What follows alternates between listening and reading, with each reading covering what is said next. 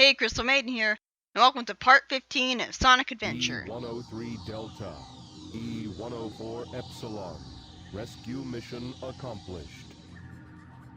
I've rescued them E-105 by killing Beta, them. E-101 Beta, location unknown. And he spins his head for no reason. Perhaps aboard the egg carrier.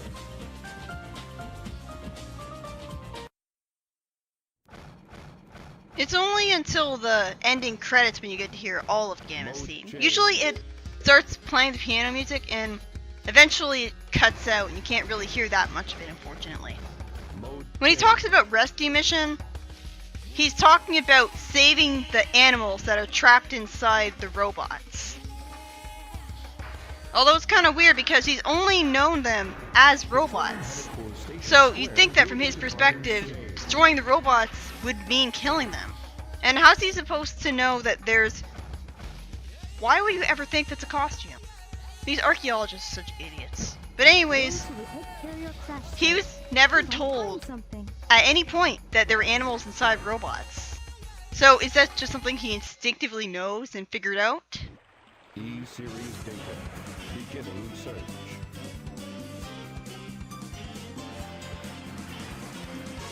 Accessing data. Hot shelter.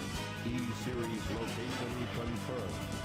Unlocking hot shelter sector now. Because I'm telepathic, it can do that apparently. The music that played there was originally meant to play for the egg carrier's hub world when it's crashed into the ocean. To be honest, I'm glad they didn't do that because I guess it suits the cutscene, but it doesn't really suit the hub world. It doesn't suit the egg carrier, it's too goofy and the melody isn't very easy to... It's not very coherent. I just prefer that they kept the regular hub world music. So, Eggman, you got loaded into the indoors even though you didn't actually go indoors. That's a funny glitch. But yeah, that's pretty weird. Eggman fired the other robots, but they somehow escaped from the egg carrier or went off on their own. And it's never explained why they're in the areas that Gamma finds them in. They're just wandering around aimlessly. So Hot Shelter is the only level in the game that Sonic doesn't go through. And it has two songs to it. There's a really high-pitched version of its song. Like, I don't really like this song because it's so high-pitched that it kind of hurts my ears listening to it. Also, you're better off not trying to grab onto the ladder with Gamma. Either the collision detection is wonky or I guess he can climb up the ladder, but good luck trying to do that. You're better off just flying over to the springs. But yeah, there's this song, and then in the next act, there's a much better version of it. It's the same melody, but its instrumentation doesn't suck. I mean, the instrumentation for this makes sense. It's suited to the setting because it's a mechanical level, but it's a little too high-pitched for my liking. So this is Gamma's final level. That's right, it's over already, unfortunately. And this is the only level that will give you trouble because you start running out of time. When I first played Gamma's story, I didn't really try to get a whole bunch of time. I didn't really try to lock onto a whole bunch of enemies at once, get a whole bunch of time at once. I just walked through the levels and mindlessly mashed the B button. But you're supposed to hold down the B button, and that's how you lock onto multiple enemies and get a bunch of time. But I didn't do that in my first playthrough, and because of that I kept running out of time when I got to the boss at the end of this place. Because by the time I reached there I had such little time. So this is the only level where the time system is even slightly relevant. It just feels like an arbitrary way of rewarding you for locking on a bunch of enemies. I guess it's better than give you meaningless points, but still.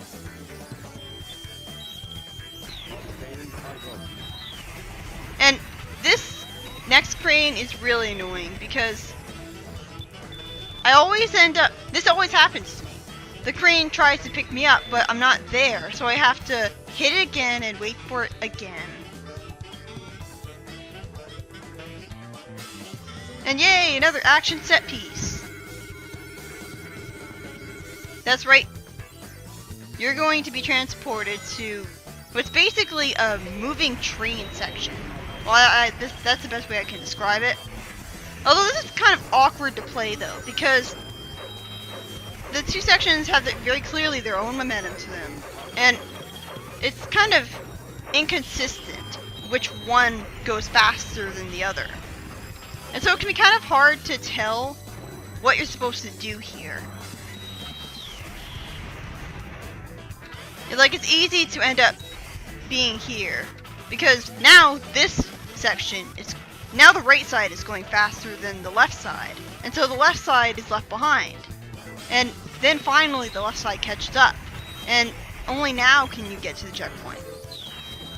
So it's kind of confusing in that regard, because the momentum keeps on changing, and both of the two trains have different momentum, and it changes constantly. So I don't know if I really like this part, but in terms of an action set piece that makes the level memorable, it does a great job, although you only play through it as Gamma.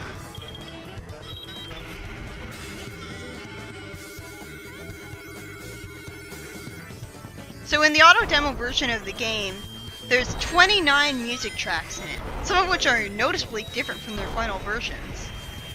I wonder where I can find those. And there's a whole bunch of differences from the auto demo version to the final game. Like, the hotel had a sign on it. I'm not really sure why it didn't have that to be. I don't know why they removed that from the final game. And the skyscraper is much taller in the auto demo.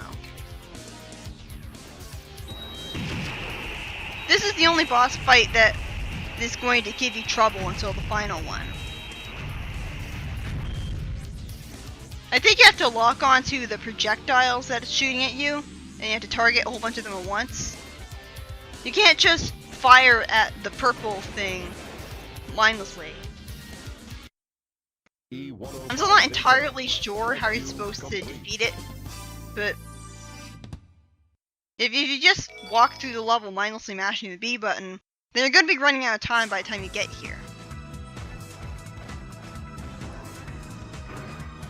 Anyways, in the auto demo, you can't get into the station district at all.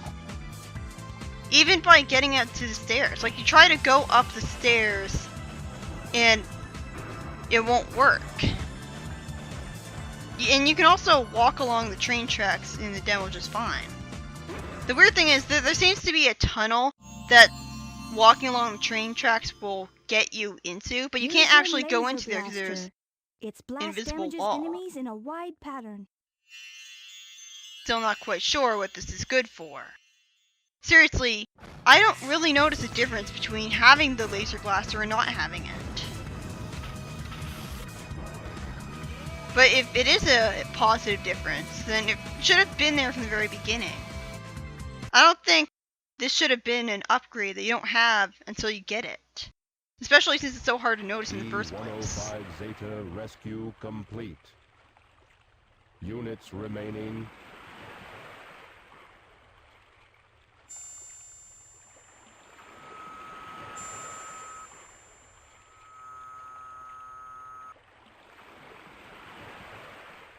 Gamma.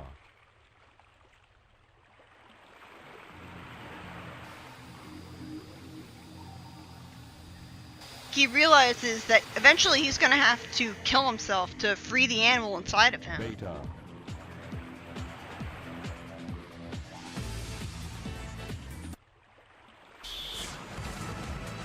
Because it's weird. There's this, like, Gamma's not going to be the only robot that turns against Eggman. There's later going to be a new series robot called Omega that does the same thing. But he doesn't do what Gamma does. He doesn't try to free the animal inside of him, he's perfectly happy with being a robot. And you don't even know if Omega has an animal in him at all. So it's pretty strange. Like, Gamma does a completely different thing from Omega. Omega is really focused on getting revenge against Eggman. Gamma doesn't really seem to have anything personal against Eggman. He's a pretty nice guy. He just wants to free the robot. He just wants to free the animals inside of the robots and get himself free. I'm not really sure why he'd prefer to be a bird over a robot, though, because birds don't have opposable thumbs. It really seems like Gamma is a lot more capable as a robot than as a bird, so I'm not really sure why he'd prefer to be a bird other than trying to be with his family. This is the hardest boss fight in Gamma's story. There's a lot of things about it that make it a lot more difficult than the other ones. Like, it has this really annoying force field that it keeps on summoning, and so you can't just shoot at it. I think it's supposed to target all of those things at once. And I don't know if I'm doing something wrong here, but this thing just keeps on happening. And it's a cool set piece when it first happens, but it gets repetitive when it just keeps on happening. I mean, it's cool going around in a circle and you have that camera perspective and you're dodging explosions and stuff. But then it happens again. Like, I don't know what I'm doing wrong to make this constantly happen. It's kind of unintuitive, this boss fight. I really love the music that plays for it, though. Like, I love the instrumentation because it really suits a robot, and I love the melody. But yeah, you can only attack him from his back after he's charged at you. Look, Gamma's standing in the explosion, and he doesn't get destroyed at all. Mission complete. And why would Eggman bother upgrading Beta if he's not, well, I guess he didn't plan on the egg carrier using crashing and him not being able to use Beta. He dies like a cockroach with his legs in the air. And then he realizes he was faking and shoots him one last time before dying. That is one spiteful robot. So this time he explodes again. And I guess Gamma wasn't caught in the blast.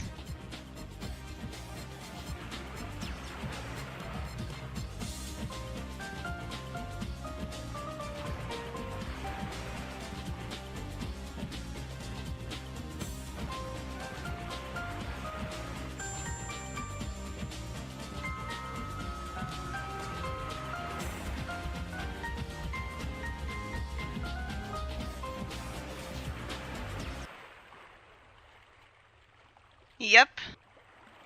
That's right. A lot of people find this ending pretty sad, because Gamma, as we know him, dies at the end of his story. Because the robot that we were controlling the whole game explodes. But on the other hand, the bird that was inside of him gets free, and he reunites with his family.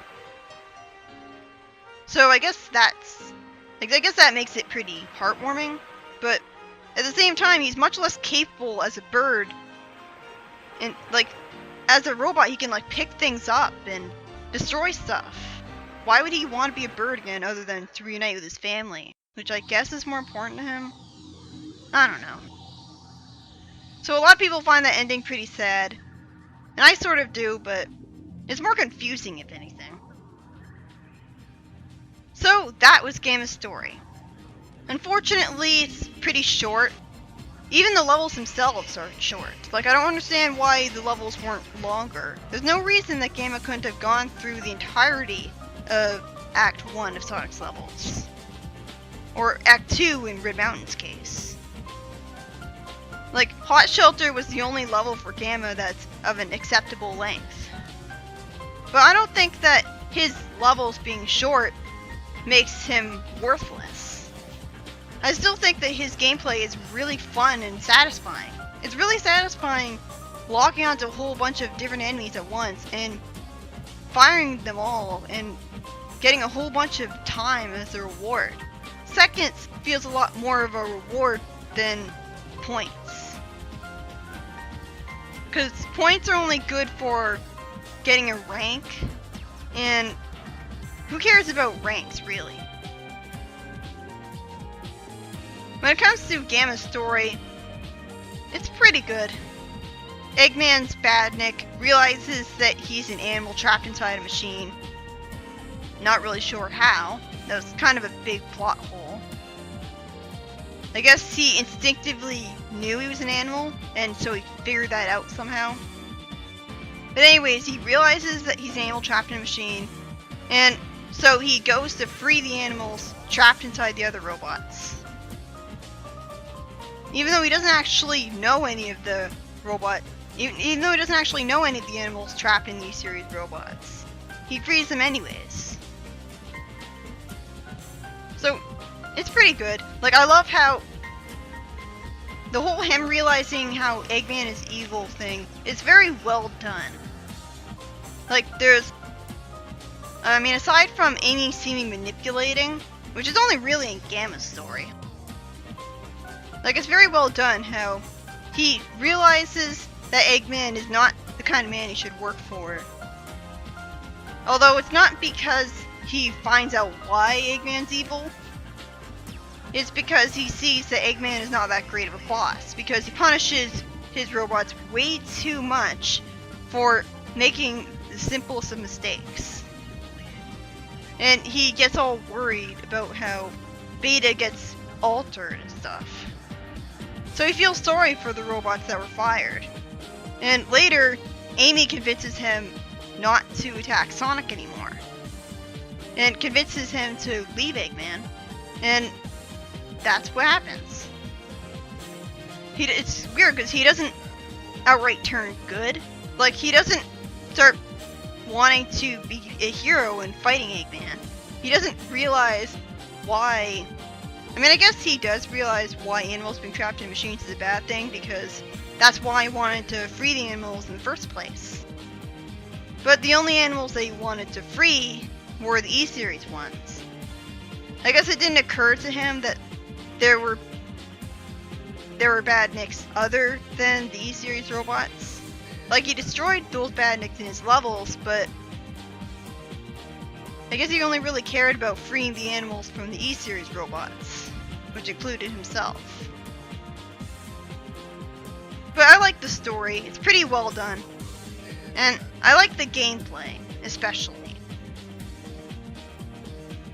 Although it is really annoying how you're only allowed to target for a certain amount of time, and you don't know what that amount of time is.